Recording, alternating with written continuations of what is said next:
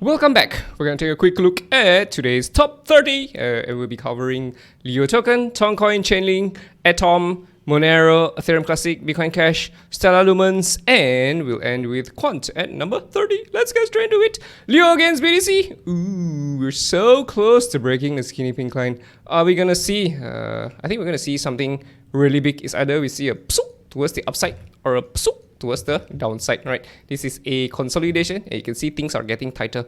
Lower highs, higher lows is getting tighter, so a breakout is expected. I'm not so sure of the direction. If I had to guess, right, so I think the direction is towards the downside because we're already so close to the skinny pink line, so you could feel the probability of it happening is pretty high. So be very careful about buying Leo at this point of time, especially against BTC. Leo USD. Leo is actually Bitfinex's exchange token. One of the most trusted exchanges. My most trusted centralized exchange is actually Bitfinex. So yeah, Bitfinex and Tether are closely related, and I have full confidence in Tether. So I'm one of the very rare cookies that actually believes that,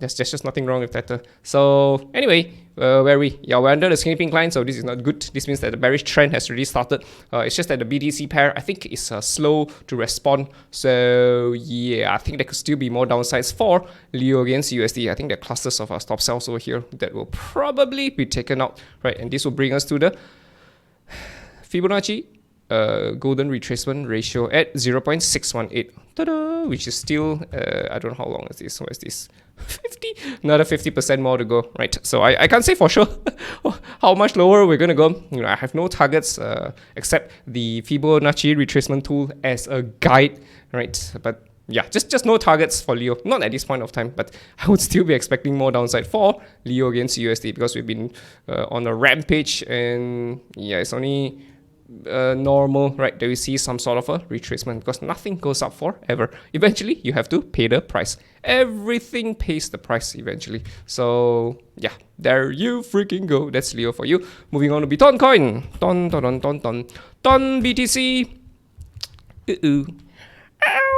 We're in trouble. So Ton has already started falling lower. We don't have the the 314 moving average yet, so I'm going to assume that it's something like this, and we're still in a bullish trend, right? I don't see any bearish reversal for Ton against BTC yet. This is not what I would consider as a bearish reversal. So if anything, I would still be expecting potentially some rallies, right, to bring us up. I'm not so sure what kind of a rally we're going to get. If it's a weak kind of a rally, we might get mountain ranges, right, descending triangle of sorts. Or if it is a strong rally, then hey, we could be consolidating for more upside.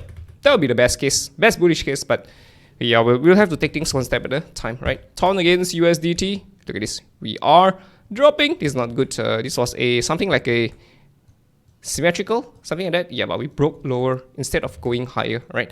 We had a target over here at $3.07. There's actually another target over here at $2.77. But yeah, we only hit the first target, and after that we have started dropping for Ton against USDT. Any clear signs of a reversal for Ton?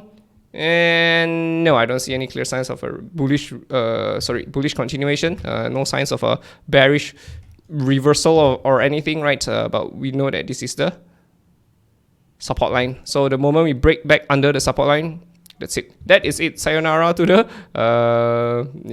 to the targets, right? So yeah, there you go. Ton, that's Ton for you. Link, yes sir, Link against BTC.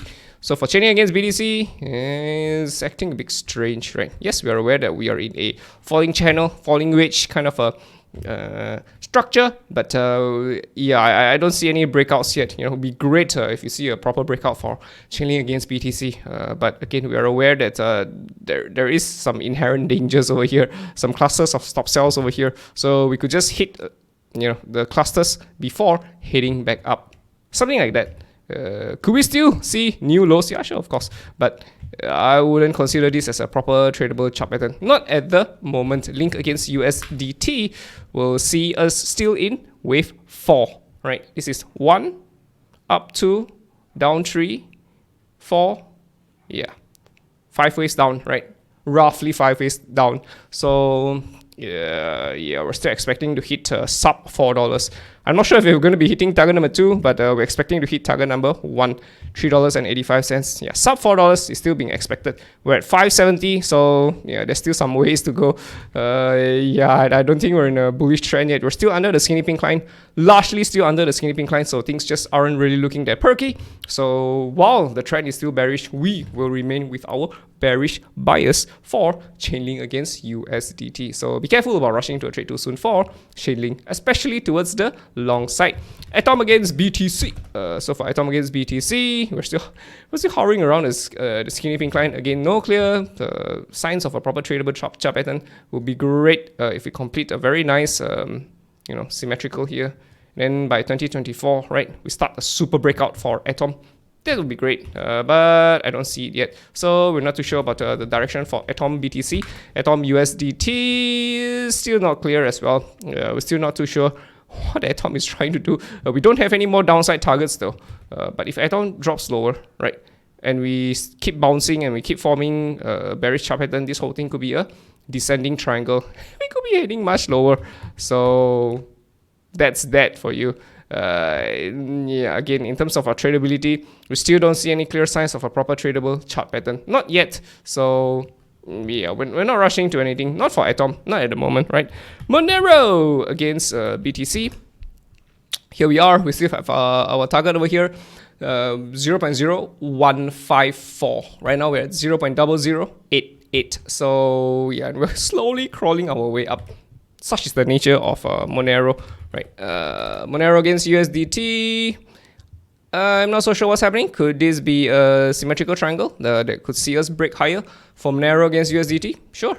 Anything at the moment? Yeah, no, I just don't see it at the moment. Could we still head lower? Of course. Yeah, but I just don't see the tradable chart pattern. Not for Monero, not at this point of time. We're still within the confines of the falling channel, falling wedge, and yeah, again, the trend is still bearish, right? We are not exactly collapsing, so that's a something good, a good point. We're kind of going sideways. So usually when a bear trend ends, we go sideways for a while before we go back up. So we might be going back up, but again, no confirmation yet. So we'll take things one step at a time. Ethereum Classic against BTC. We are already under the skinny pink line. This is not good. Again, our hope is that we get something like this, right? A proper symmetrical triangle. And then by 2024, we go crazy. Excuse me. This would be great for Ethereum Classic. But yeah, still early days because we could still turn bearish as well. This whole thing could turn into a descending triangle. We could still head lower for Ethereum Classic. So yeah, it's just not finished yet. So we don't really know. We need more information. And for us to get more information, we need time for the chart pattern to play out first. So yeah, we're going to have to take things one step at a time for Ethereum Classic. Ethereum Classic against USDT. We're still under the skinny pink line. We made several attempts to break it. We broke it. We got slapped down. Pa! We broke it again. We got pa again. Are we going to break it again? I don't know. We could. Yeah, we could, but I just don't see it yet. Not at this point of time. Again, this could also, you can also see this, you change your lenses to bearish lenses and you can see this from a bearish perspective. This whole thing could be a descending triangle. Very big descending triangle. We could be heading lower, right? So yeah, we'll have to take things one step at a time, right? Strong rally, very strong rally. We like this kind of strong rallies. Unfortunately, we are almost back to square one. We've almost retraced all the way back. So that's the sad part, which means that yeah, this rally just didn't hold. It would have been great if we rallied and then we consolidated and we continue rising higher, right? And this whole thing could have been an inverse head and shoulders. Left shoulder, head, right shoulder. That's it. Sayonara, bitches.